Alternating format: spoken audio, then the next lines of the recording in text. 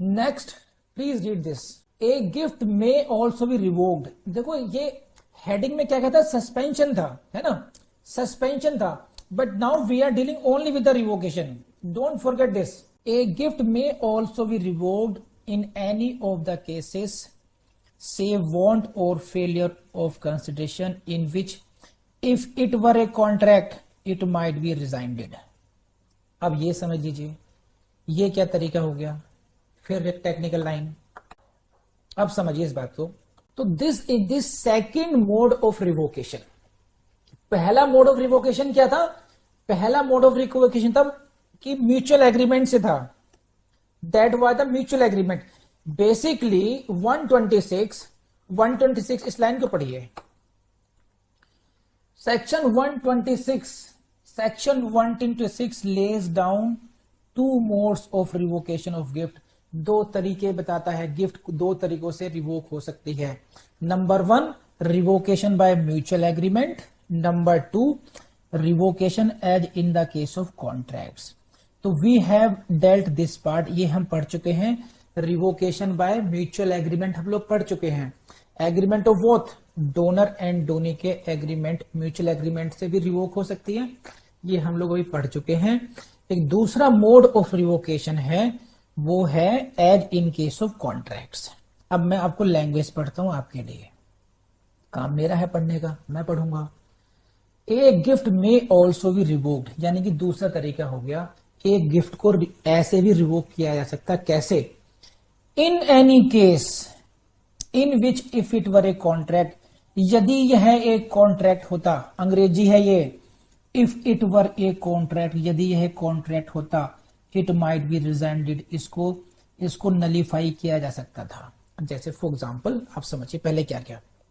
देखिए सेक्शन 10, आप याद करो वो दिन जब आप लोग कॉन्ट्रैक्ट पढ़ते थे, है ना, तब आप लोग क्या क्या पढ़ते थे। 1 second. So I take you to the Contract Act. This is contract.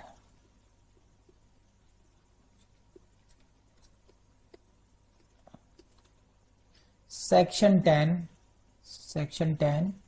says that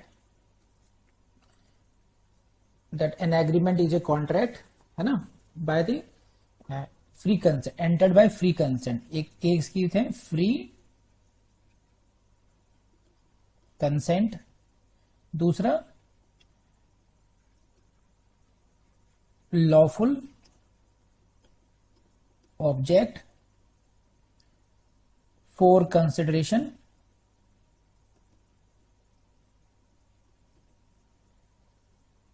competent parties,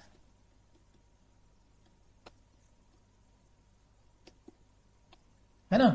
these are the essentials of what, a valid contract. मोटा मोटा मैंने बता दिया आपको कि कॉन्ट्रैक्ट कैसा होना चाहिए लीगली एनफोर्सेबल होने के लिए। It should be entered by the free consent between the parties who are competent to contract for a lawful object, lawful consideration. ठीक है, ये सबका होना चाहिए, ध्यान है आपको। अगर ऐसा नहीं होगा तो उसके अपने अपने कॉन्सिक्वेंसेज हैं। मीन्स अगर कंसेंट फ्री नहीं है तो कॉन्ट्रैक्ट क्या क्या हो सकता है, it may be voidable and sometimes it may be void. ध्यान रखना है कि नहीं है, एग्रीमेंट में वॉइडेबल एंड एग्रीमेंट में भी वॉइड। तो जब कॉन्ट्रैक्ट वॉइडेबल होगा एंड या वॉइड होगा, then the party concern can it इसे क्या करा सकती है, रिजाइन करा सकती है। एसआरए में जाकर के, स्पेसिफिक रिलीफ एक्ट में जाकर के उस कॉन्ट्रैक्ट को रिजाइन मीन्स खत्म करा सकते हैं। ये बात समझ में आई नहीं आई? ये जो मैंने कॉन्ट्रैक्ट की एक बात बताई है आपको, रिजाइन कब कराते हैं, जब कॉन्ट्रैक्ट कोई जो एग्रीमेंट वॉइडेबल होता है, सॉरी एग्रीमेंट वॉइड होता है या कॉन्ट्रैक्ट वॉइडेबल होता है। ये बात समझ में आई नहीं आई बताइए आपको।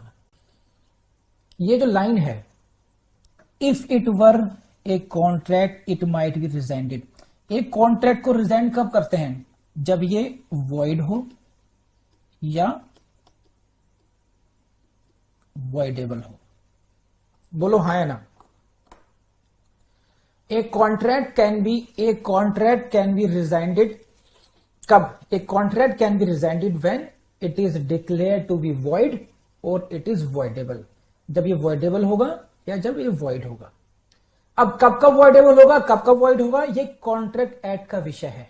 जब फ्री कंसेंट नहीं होगी तो वॉइडेबल हो सकता है, मिस्टेक का मैटर होगा तो वॉइड होगा, पार्टीज कॉम्पिटेंट नहीं थी तो वॉइड हो जाएगा, फ्रॉड से किया तो वॉइडेबल हो जाएगा। There are so many circumstances when a contract may be voidable और वॉइड, है ना। And therefore it can be rescinded, उसको फिर हम लोग एक पार्टी जाकर के कोर्ट में जाकर मतलब कैंसिल करा सकते हैं, इसको कैंसिल करा सकते हैं। तो ये गिफ्ट को कॉन्ट्रैक्ट से लिंक किया गया है। इसमें gift is being linked with the contract act. ये हुई गिफ्ट और ये कॉन्ट्रैक्ट। गिफ्ट को कॉन्ट्रैक्ट से लिंक कर दिया गया है कि जिन जिन सर्कमस्टेंसेस में कॉन्ट्रैक्ट को रिजाइन करा सकते हैं, उन भी सभी सर्कमस्टेंसेस में गिफ्ट को भी रिजाइन को किया सकता है। मतलब उन सभी केसेस में गिफ्ट को रिवोकेबल होगी वो गिफ्ट। तो इसकी लैंग्वेज द्वारा पढ़िए, अब आपको मेरे ख्याल समझ में आना चाहिए। ये रही लैंग्वेज।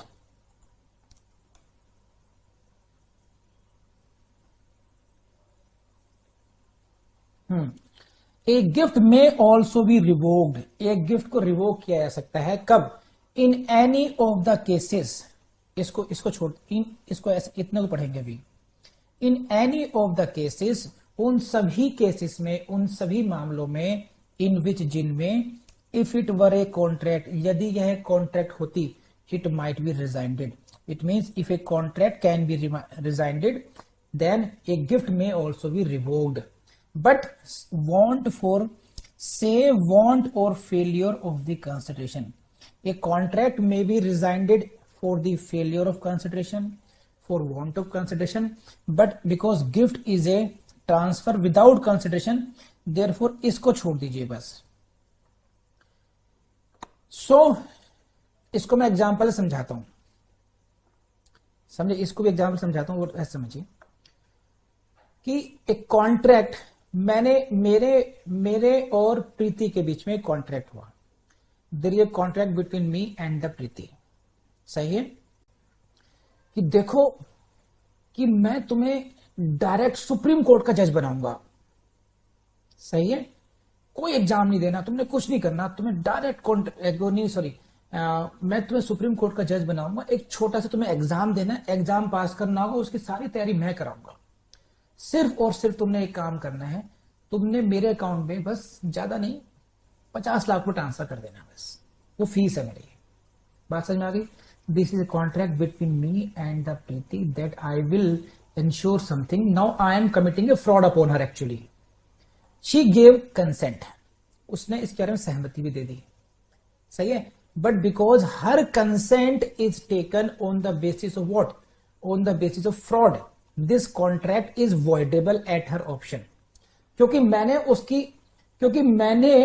उसकी कंसेंट सहमति फ्रॉड के बेस पे ली, तो एक कॉन्ट्रैक्ट क्या हो गया? वॉइडेबल हो गया। और जब प्रीति का मन करेगा, दिस कॉन्ट्रैक्ट कैन बी रिजाइंडेड, इस कॉन्ट्रैक्ट को वो कैंसिल करा सकती है। तो ये एक सर्कमस्टेंस हुआ। अब यानी कि ऐसे केसेस में एक कॉन्ट्रैक्ट को रिजाइन किया जा सकता है। अब गिफ्ट में आ जाइए, यानी एक गिफ्ट में आया कि गिफ्ट भी मैंने इसको दिया, लेकिन मैंने फ्रॉड किया, इससे मुझे फ्रॉड किया। इससे मुझसे क्या कहा कि सर मुझे आपको मिलने का टाइम चाहिए। हाँ ठीक है प्रीति, आ जाओ मिलने के लिए। कि सर मैंने क्या किया है, मैंने एग्जाम दिया सर, मैंने बता नहीं पाई, आपको डिस्कस नहीं कर पाई, बट मैंने यूपी का एग्जाम दिया था और मैंने यूपी के जुडिशियल टॉप किया है। अरे तुमने टॉप किया है, wow, I am very happy Preeti, I am proud of you. ये काम करो, I am making gift to you. मैंने इनको गिफ्ट कर दी और she agreed for that now. सही है, she played a fraud upon me, giving me false information, he made me happy, I gifted that. But later on मुझे पता चला कि मैडम ने फ्रॉड किया है। तो यहां पर फ्रॉड के द्वारा कॉन्ट्रैक्ट को रिजाइन करा सकता था, ये सेम मामला यहां हो गया। तो now I can revoke my gift on the basis of fraud played by the Preeti. तो तो इन दोनों का अब मुझे लगता है अब आपको समझ में आ गया होगा, हाँ या ना बताइए, जल्दी बताइए। अब दूसरी बात समझिए। अब हम समझते हैं इस बात को कि इसका क्या मतलब है। ब्रैकेट में ये क्यों लिख दिया, सेव वांट और फेलियर ऑफ कंसिडरेशन, इसका मतलब क्या है। अब एक गिफ्ट हुई, मेघा मैडम ने एक गिफ्ट किया, एक गिफ्ट की मुझे। Megha gifted to me one commercial property situated at Agra. Agra में एक कॉमर्शियल प्रॉपर्टी है उनकी, शी गिफ्टेड दैट प्रॉपर्टी में कि सर मैं बहुत खुश हूं, आप बहुत मन से पढ़ाते हो, है ना, तो I am gifting your property, you please run a branch of Vidhi Judicial Academy at Agra as well. So this is the gift, this was the gift given to gift in my favour by Megha madam in this. और ये क्या हो गया, madam को ने registered agreement से, registered से कराया, उसको रजिस्टर्ड डॉक्यूमेंट हो गया, मतलब एक्सेप्टेंस भी हो गई, उसके बाद में रजिस्ट्री भी हो गई, तो गिफ्ट इज कंप्लीट नाउ, बात खत्म। अब कोचिंग वहां पे चल पड़ी। अब मेघा के मन में दर्द उठा कि मैंने ये क्या कर डाला, तो इन्होंने कहा कि मैं इसको ना अब चैलेंज करूंगी, no it should be revoked, sir I am revoking the gift now. Madam you have gifted to me, this was the registered document, मैंने बहुत पैसा इन्वेस्टमेंट कर दिया, अब कैसे होगा, no no I this is not revocable. Sir मैं I will challenge, I will again go to the civil court. पहले सोनिया गांधी ने मेरे साथ फ्रॉड प्ले कर दिया, अब आप भी ऐसे ही कर रहे हैं मेरे साथ, तो ठीक है मैडम जाइए कोर्ट में। तो मेघा मैडम ने फिर रिवोकेशन ऑफ, इन्होंने कहा कि a gift may be revoked and now I am before this honourable civil court for revoking of the gift. By this gift deed I have handed over the possession and the property to Mr. Verma, and no doubt this was a gift made by registry भी हुई थी, but I want to resign it on the basis of section 126. So court ने कहा कि madam Megha समझाइए कि देखिए sir कि गिफ्ट में भी, your honour I read, please let me permission है, can I read the 126। Court ने कहा yes please you may proceed ma'am. So Megha madam ने सेक्शन 126 को पढ़ना शुरू किया। इन्होंने कहा कि सर प्लीज देखिए, gift may also be revoked in any of the cases in which if it were a contract it might be rescinded it. Gift उन्हीं सभी मामलों में रिवोक हो सकती है कि यदि यह कॉन्ट्रैक्ट होता तो उसको कैंसिल किया जा सकता था। अब देखिए सर, एक कॉन्ट्रैक्ट में भी रिजाइंडेड और cancelled for the want of consideration, बात तो सही है। कहने से कॉन्ट्रैक्ट को हम कैंसिल करा सकते हैं अगर दूसरी पार्टी ने, अपोजिट पार्टी ने कोई कंसिडरेशन नहीं दी हो, और इस ट्रांजैक्शन में वर्मा सर ने, विजयन सर ने कोई कंसिडरेशन दी ही नहीं सर, तो कॉन्ट्रैक्ट भी रिजाइन हो सकते हैं तो गिफ्ट भी रिवोक हो सकती है। तो मैडम को फिर पढ़ाया गया लॉ कि मैडम आपने क्या किया, अभिमन्यु की तरह आधी बात समझी, आपने ये वाला पार्ट समझा जो मैं सर्कल कर रहा हूं, ये वाला आपने ये वाला पार्ट तो पढ़ा ही नहीं। सेव फॉर वांट और फेलियर ऑफ कंसिडरेशन, कॉन्ट्रैक्ट को तो रिजाइन करा सकते हैं कंसिडरेशन के एब्सेंस में, लेकिन गिफ्ट को कंसिडरेशन की एब्सेंस में रिवोक नहीं कराया सकता, क्योंकि गिफ्ट का जो ट्रांजैक्शन है वो तो होता ही विदाउट कंसिडरेशन है। गिफ्ट का मतलब ही ग्रेचुअस ट्रांसफर है, गिफ्ट के केस में कंसिडरेशन की बात ही नहीं आती है। तो अनलकीली मेघा मैडम दूसरा केस भी लूज कर गई, क्योंकि उन्होंने ये बात नहीं पढ़ी थी। ये बात वही हो गई जो अभिमन्यु की थी।